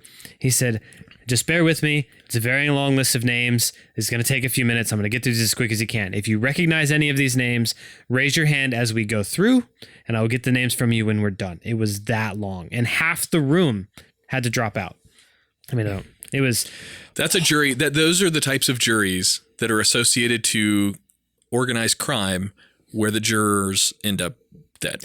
Yeah, so I got to the end of it and I said, man, this sounds wildly fascinating. I've got a lot of work to do, and I work for the government, and I have a friend who's a sheriff. He fixes their cars, and I just don't think I could judge this fairly since it involved a sheriff getting shot. It was also law. Yeah, it was not. It was all secret, of course, until you were released and you could talk about it. But yeah, it was... Damn, dude. Whew, man, 3 days of just listening to them. These are all the people involved, and these are the charges. I can understand. I respect the decision to drop out of that one. That's... Yeah. No, if it was just this fender bender, someone got really hurt or died, while very sad, I would be very comfortable sitting on a jury for something like that. Yeah, I wanted to see that process. Maybe bored, to your point, but man... I don't know. I that mobster style case, that would be fucking fascinating. That's what I'm saying. I left out, and I was actually with Brandon Fletcher. He was there. He was on the jury pool as well. So I got to actually catch up with him. It was pretty cool. But sorry, friend of ours outside of the show. So if you think that was a bit much, how about number 2? Number 2. Let's bring it back in. There is an expression in this industry, which is no guts, no glory. Sure. Though likely no glory at all. These are crime scene cleaners. Ooh. Yeah. That is a full-time potential 6-figure career. Wow, really? Oh, yeah. As long as you're willing to, A, live in a high crime area, B, participate in a high crime area, and C, are willing to see anything from the gore of a crime scene to helping dismantle huge amounts of drug busts. So it's no guts, no glory, but probably no glory at all. So these guys, these people, the salaries that I found for crime scene cleaners range anywhere from about $35,000 to $100,000 annual, which they are not police officers. They're not law enforcement in any way. They're not medical staff in any way, though there is apparently some level of medical training that you have to have or that you have to get. I mean, if you're dealing with bodily fluids and viscera, as gross and sad as that is, that's just, if you're dealing with that, you got to be trained on how to deal with that. But so these guys, they come in. These are not the medical examiners who come in and see the scene and potential bodies and such. Sure, it's not. They're not forensics. Yeah, so they come in after everything is done, and then they just have to get it as close to not covered in blood as possible. Well, so I always assumed that after the CSI has been done and performed, so all the investigations are over, the body, if there is a body, has been removed and taken away. I always assumed that it's on the homeowner or business owner or residents or whatever to take care of it. Like if somebody was shot upstairs and there's blood stain on my hardwood floor, well, after the police are all done, that's on me to take. I always assume that's on me to take care of. Is that not? Is it, or is this who I would hire to bring in to clean my home? So, or are they affiliated with? I know these are. I could find. No, these are good. Sorry. This is a question that I had as well, because when I read that they were not law enforcement in any way. I didn't take that as, of course, they are not, officers. Right. But when I read that as they're not law enforcement, they're not medical staff, I read that as they're not affiliated with police officers and stuff. So I went down that rabbit hole a little bit, and it turns out that in some cases they are. In some cases, the state or the county, whatever level it was, they would bring them in, and as part of the total bill for that service, as weird as it is to call our law enforcement a service, it is. Yeah, it is. So that when that's done, and that whoever inevitably pays that bill also pays for crime scene cleanup.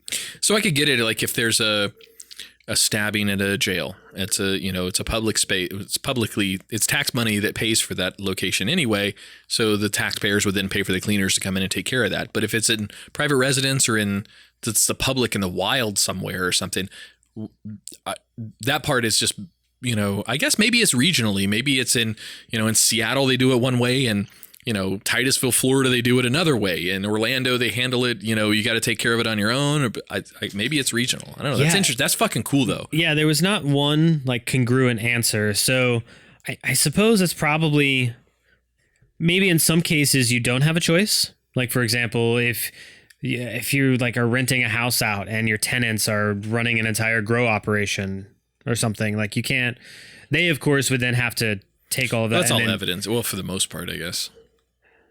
So a major drug bust, someone has to get them out of there though.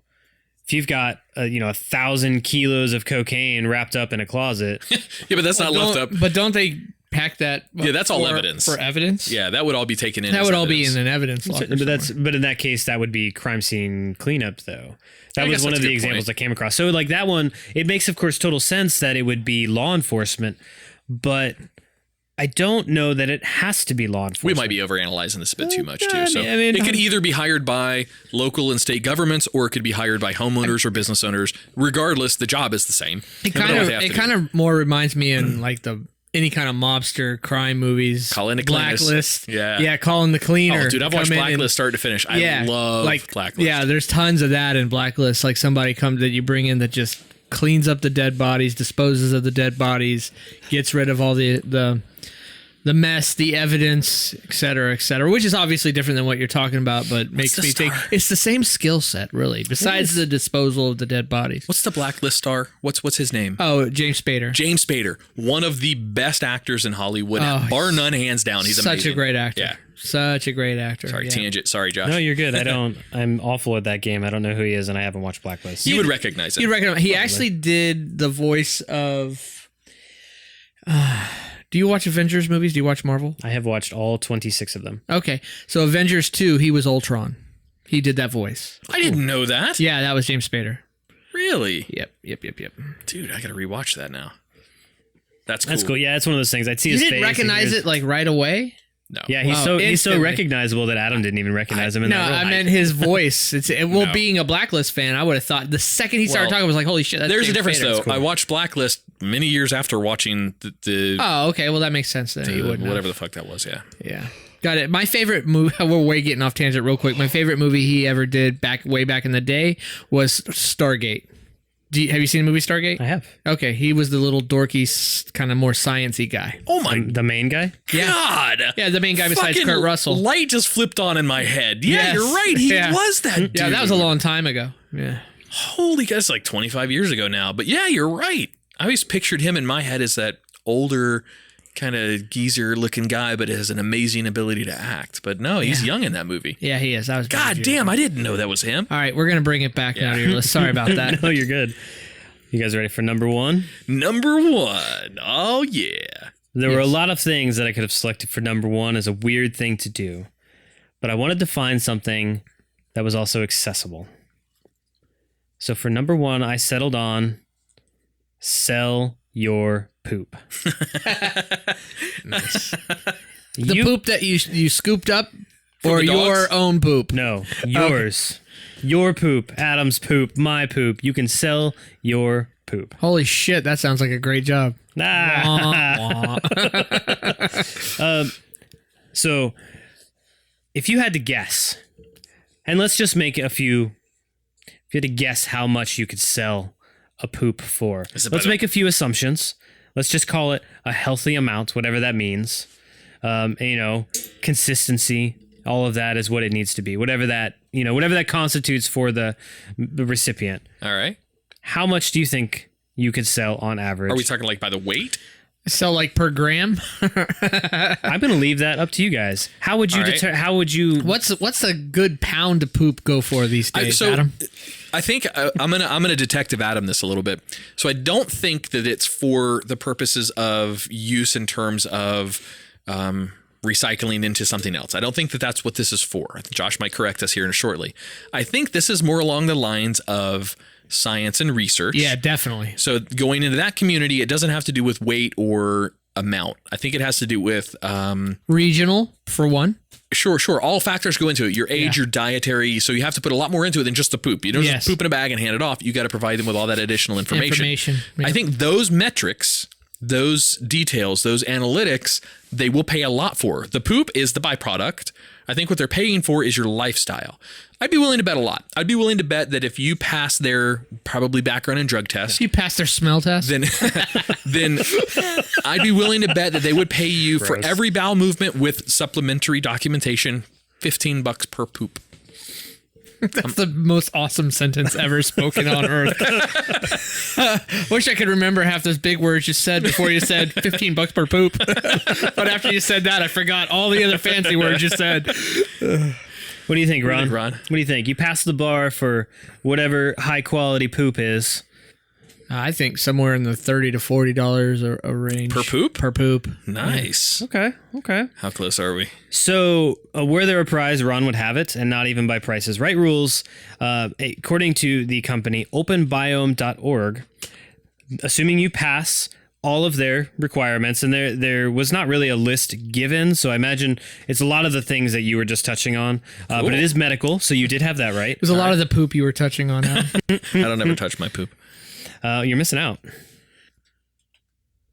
That needed the time to burn. It was good. I'll make sure not to cut out that silence. So, according to Open Biome, assuming you pass all of their requirements, they will pay you up to $40 for a good, hearty, healthy poop. But there's a reason, right? So of course, just saying they'll pay you for poop, that leaves a lot of questions. So I naturally dug in. So this is from their site. Forgive me for being just reedy wordy, but He naturally sniffed around this topic. it was founded by the two original founders. They founded Open Biome because they watched a close family friend slowly pass away from something called recurrent C. difficile, which basically has to do with your internal, the human biome that we have, the gut health, this more kind of emerging field of medical research in the human body, but it's caused by an out of balance biome that causes the good bacteria in your body to create this C. difficile, that it causes it to create that bacteria, which causes problems, causing you to slowly die from bad gut health. So it's just a GI tract study, basically, is what this is. So it is. Yes, it started as a study. It is now turned around. This particular case, their research has led to an 80 to 90% reduction in deaths from Holy shit. from this bacteria and this gut biome problem. I see what you did there. Let me ask you this, Josh. These two founders of this company, did they come, and I understand it's a sad story that they lost somebody for this, and that's what gave them the inspiration to start this. But prior to that, I think I've seen this story. I think I've partaken in this story in the past. They used to be plumbers. They're Italians, Mario and Luigi. I said the second you said Italian plumbers, I was thinking. Sorry, I had to. Mario had and to. Luigi. Sorry, dad joke. Boo.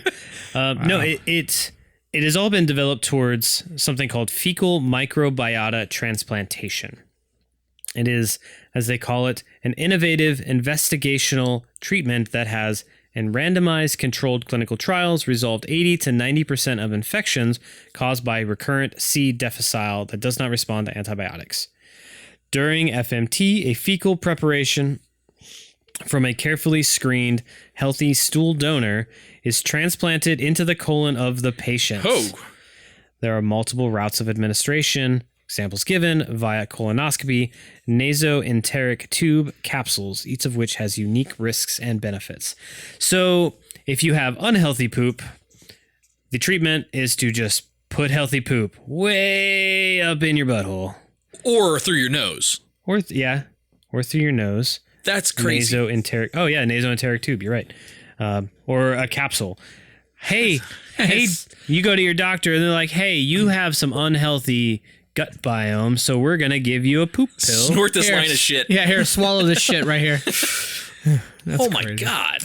That's just fighting bacteria with bacteria, though. That's kind of cool. Yeah, so it's it did lead me down just one of those Wikipedia black holes, just on this relatively recent, the past 40 years or so, this huge focus on the human biome and understanding it's more than just we eat food, stomach acid breaks it down, good stuff goes through the stomach wall, the rest goes out.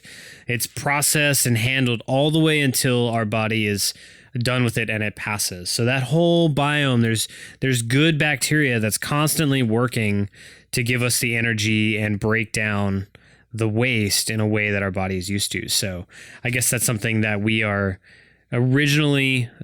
originally ignited by our mothers when we are in utero, in womb.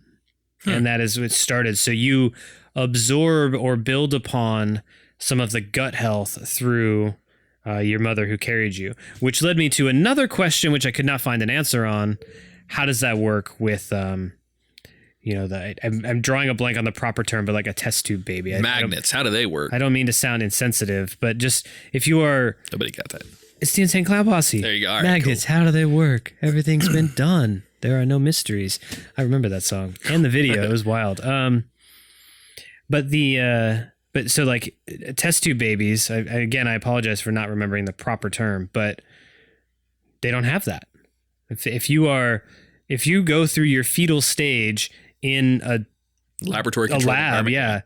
how do you get that? So I'm not I couldn't find an answer to that. I know that's like a really specific medical set of conditions to get there, but That's interesting. There's also another, and I don't know where I've heard this from in the past, so forgive me if this is completely crazy bunk science, but there's some sort of study about the human GI tract from, ingestion all the way through digestion and expulsion. that says since we're living longer, our lifespan is continually getting longer and longer and longer, that the human evolutionary track never had us prepared for our GI tract to last this long. That makes sense. So kind of one of the things is every man alive will eventually develop prostate cancer. But it metastasizes so slowly that most men will be able to survive it. They'll die from other things before that will take over and kill them. That's so interesting. I didn't know that. It makes sense. I never. It's a theory. It's not proven. Oh, I see. Some men may not ever develop it, but the theory is that every man living long enough will 100% develop prostate cancer. It's just an interesting, but it's so slow to cool. materialize. No, I mean, I guess it's uncool. Fascinating. That's fascinating. Yeah. But the lungs, like, for example, on the other hand, lungs can rebuild themselves at up to a certain age in life 100%. So smokers can recover from, other than until you get cancerous cells, that's different. But your lungs' ability to regenerate itself is unique to the human body. We don't have other body parts that can do that. Lungs are the only one of the organs in the human body that can regenerate itself up to a certain age, of course. But that's interesting. That's really cool. The GI tract, from what I've read, cannot last throughout the time as evolution goes on. We have to find another way to take care of our gut. Take your probiotics, people. Diabetes. I was really disappointed that Jizz Mopper wasn't on your list, but that's okay. Fluffer would be a good one. Fluffer. Oh yeah. Then don't miss my next list. Top 10 sex worker jobs. I like it. So yes, this is 10 weird ways in the modern world to make some money in these trying times. That's a fucking great list, dude. It's fun. I really like it. I'm going to try like 3 of these. So yeah, I'll just go down them real quick. Life coaching, being a train pusher, being a professional dog poop collector, and being an artificial or actor patient, being a rental friend or a friendstitute. I love that.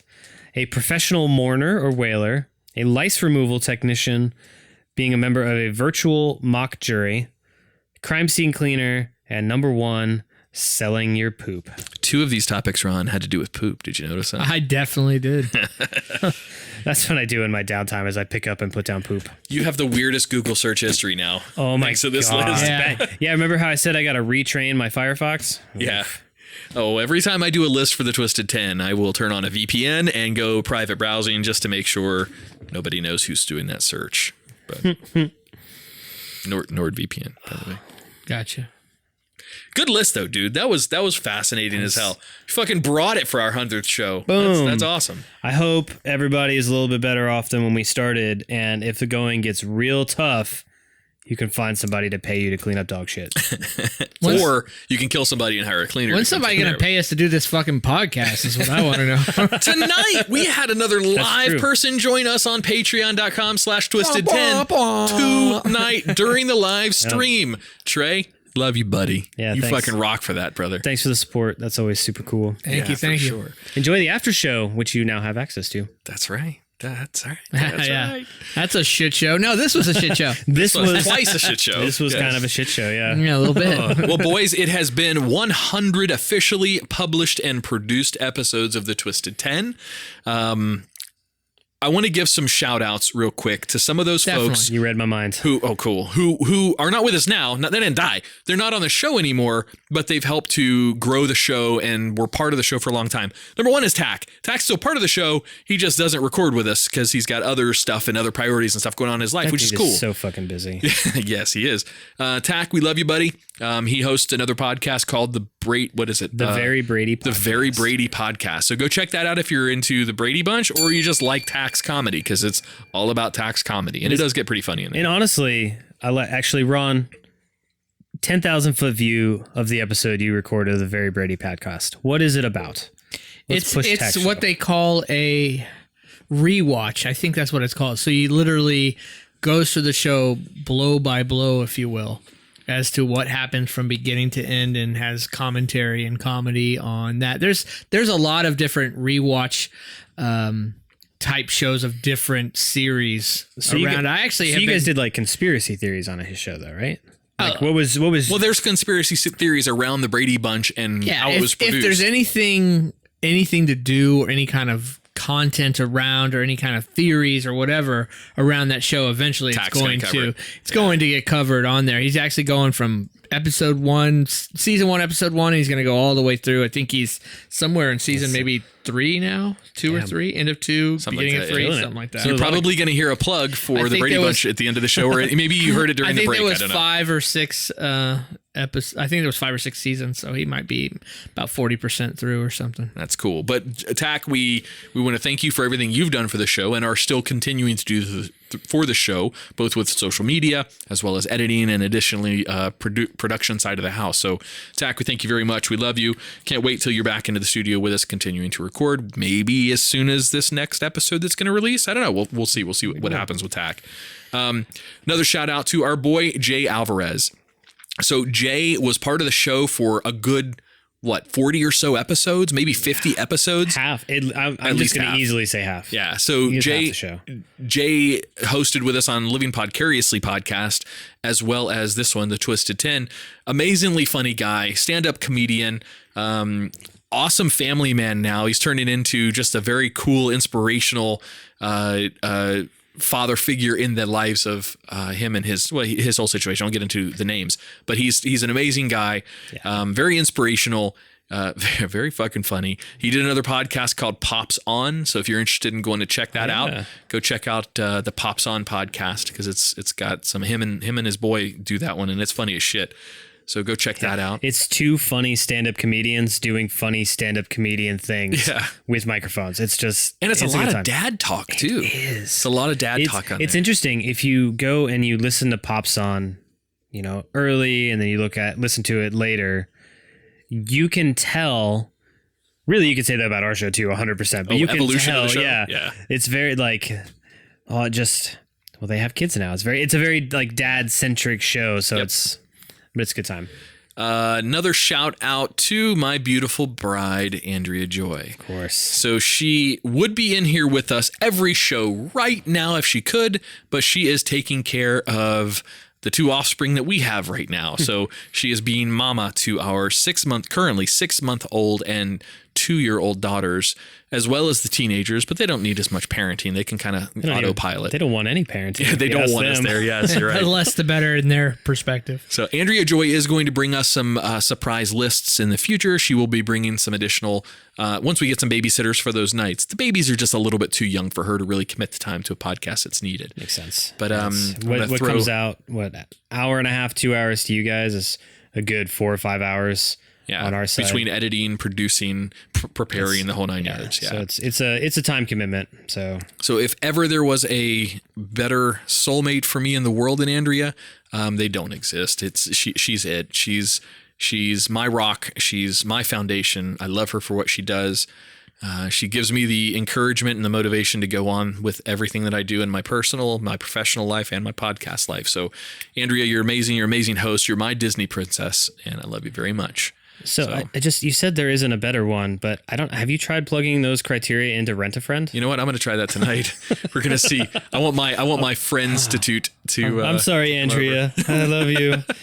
Please don't ban me from your house. I think after 100 episodes, I think we've narrowed down our chemistry perfectly. Minus Tach. I want Tach in here, but I think our chemistry, even without Tach in here, I think our chemistry is fucking spot on, and I think we've got ourselves a pretty good show. I'm kind of new to the show, actually. I mean, what is this, my 10th, 12th episode? I'm not really sure. 10th episode? This is, you joined the show on episode, let's see. I know we don't use numbers anymore, but I need to keep it. The Mysterious Civilizations was 82? That Vanished was 84. 84, so 16 shows. Yeah. Oh, okay. So yeah, you got a plank on this ship. I didn't realize it was that many. Yeah. Felt like way less. Yep, you are guaranteed a spot in the episode 200 shout-outs if you decide to leave. Okay. There you go. You have earned it. All right. I think that's all. You guys want to give any shout-outs on our 100th episode? Any love you want to throw out there? I went down. We've had probably 50 different guests in the life of this show, people who have come on. We've had some recurring guests. Ray Burrito, he did a few episodes. I went back. Burrito. What did I say? Burrito. Ray Burrito. Burrito. Yes, burrito. I might have misheard you. Oh, I thought you said burrito. No, maybe he's heard that a few times. I'm hungry. I'm hungry too. I'm actually hungry too. Thanks a lot. Yeah, Ray's awesome for sure. So Ray's been a bunch. We've had some pretty big names that have come and supported the show. Those are just just celebrity guests who have come in. To throw a couple out there, Jen Briney with Congressional Dish, Kevin Allison with Risk. Obviously, our biggest guest of all time, Mr. Dan Cummins himself from Time Suck and a few other podcasts that he does now. Who And his may Netflix return. special and his Comedy Central special. And his Amazon special. Yeah. He's our biggest celebrity, bar But none. didn't Tom and Dan, or that was That was on Living Podcast. That was we did an the other interview. podcast, Yeah, we okay. did an interview with Tom from Tom and Dan over on Living Podcariously. Funny as fuck guy. Daniel Dennis wanted to do a Twisted 10. We just never got it coordinated, and we all had babies, so we took a little bit of a hiatus during that whole process. We may get those guys over here again to do something. I would love to. They're kind of podcast heroes of mine, so I would love to get them in studio or even on the phone, do it remote, something like that. I would love that, but.